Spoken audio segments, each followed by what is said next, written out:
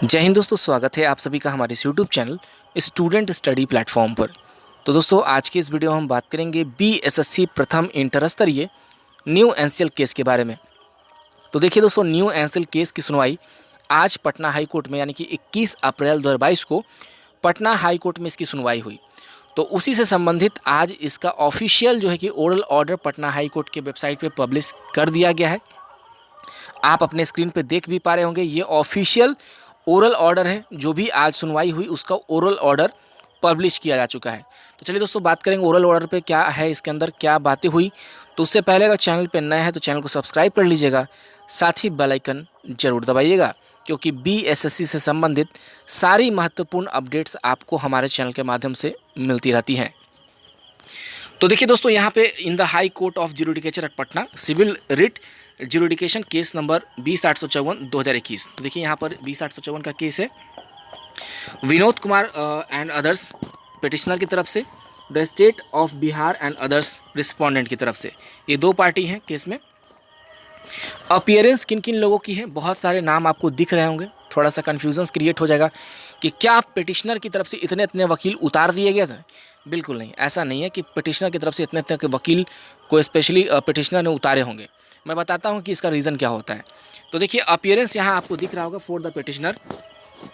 Mister Sanjeev Kumar Mishra advocate हैं, Mrs Alka Verma advocate हैं, mister Abhishek Mishra advocate, Mrs मानिनी जायसवाल यहाँ पर है एडवोकेट हैं, मिस अंकिता कुमारी एडवोकेट, मिस तुलिका कुमारी एडवोकेट। यहाँ पर टोटल 4, 2, 6 ये 6 वकील इसलिए यहाँ पर आपको दिखाई दे रहे हैं कि जब भी किसी केस का फाइनल डिसीजन लगभग पहुँच जाता है, मतलब आने के करीब में होता है, तो हर एक वकील, हर एक जूनियर वकील या कोई वकील चाहता है कि उस केस में उसका नाम हो, ताकि उसका रिकॉर्ड एक में आ सके।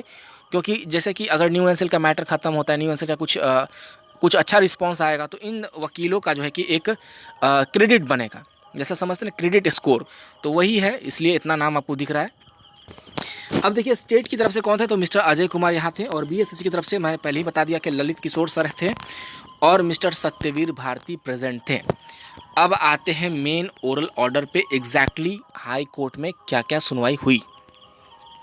कोरम था honourable Mr Justice PB Bajanthri sir का ओरल ऑर्डर है 21/4/2022 आज की तारीख।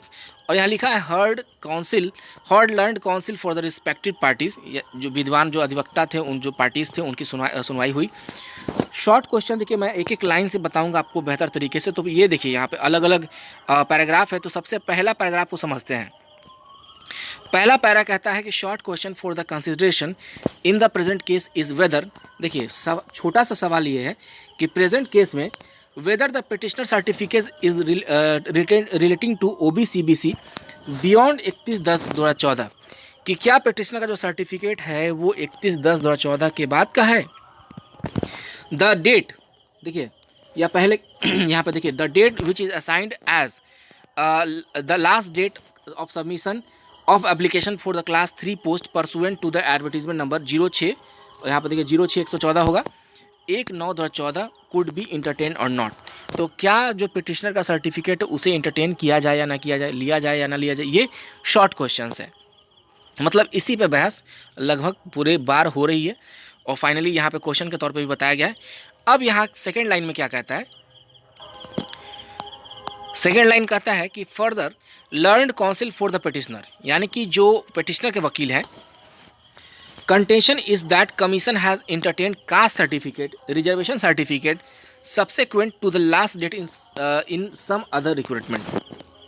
मतलब कि पिटिशनर के वकील का कहना था कि जो है कि यहाँ पर कास्ट सर्टिफिकेट हो गया, रिजर्वेशन सर्टिफिकेट हो गया, वो लास्ट डेट जो बात कहेगी वो अदर रिक्रूटमेंट भी लिया गया है। मतलब कि बीएसएससी के द्वारा ये जो है कि लिया गया है, ये कहना था जो पिटिशनर के वकील थे उनका, कि दूसरे जो है कि जो रिक्रूटमेंट हुई, जो दूसरी भर्तियां हुई हैं, उसमें भी बीएसएससी ने ऐसा कार्य किया है।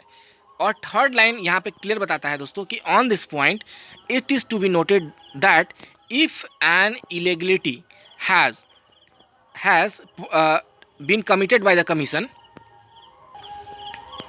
तो यहाँ कहा जा रहा है कि ऑन दिस पॉइंट, इसी पॉइंट पर ये नोटेड किया गया है कि अगर यहाँ देखिए, इफ़ एन इलीगलिटी, मतलब कि अगर कोई इलीगल काम किया गया इस प्रकार से कमीशन के द्वारा, the same can not be extended to the petitioner.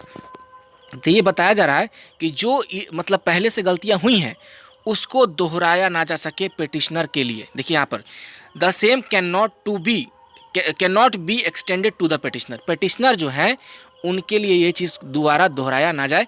रिलिस्ट this matter on 28/4/2022। तो देखिए दोस्तों, बीएसएससी ने जो गलतियां पहले की उस गलती को दोहराया ना जाए, ये बातें कही जा रही है। तो जो ये चीज़ें यहाँ पर पूरी की पूरी सुनवाई में निकल के आया। अब फाइनली यहाँ पर क्या जो है कि डिसीजन 28 तारीख को आता है, ये बातें मैं आपको स्पष्ट तौर पे बता दूं कि आज इस केस का फाइनल हो जाता, बशर्ते कि यहाँ पर नई डेट को नहीं ली जाती। तो फाइनली दोस्तों, ये आज का अपडेट था, ओरल ऑर्डर था। तो आपको क्या लगता है, न्यू एनसीएल को मान्य किया जाएगा या 21 तारीख को ये केस खारिज होगा? तो कमेंट बॉक्स में ज़रूर बताइए दोस्तों। मुझे सबसे बड़ा दुख इस बात का लगता है कि इस छोटे से केस को इतना बड़ा बनाया गया। अगर इस केस की अगर जो है कि अगर खारिज हो जाती है तो 4 महीना सारा का सारा मेहनत पानी में बर्बाद हो जाएगा। तो मुझे कहीं ना कहीं लगता है कि अगर लास्ट मोमेंट में कहीं ना कहीं एक टर्निंग पॉइंट आए, न्यू एनसीएल को मान लिया जाए कि जो गलतियाँ जिसको गलती कही जा रही है तो ये गलती नहीं, छात्रों का भविष्य है। तो इसलिए मैं चाहूँगा कि जो भी हो सके 28 तारीख को फाइनल डिसीजन आ जाए और मेरिट लिस्ट का भी रास्ता साफ हो जाए। तो चलिए दोस्तों, आज के लिए बस इतना ही। आप सभी का बहुत बहुत धन्यवाद।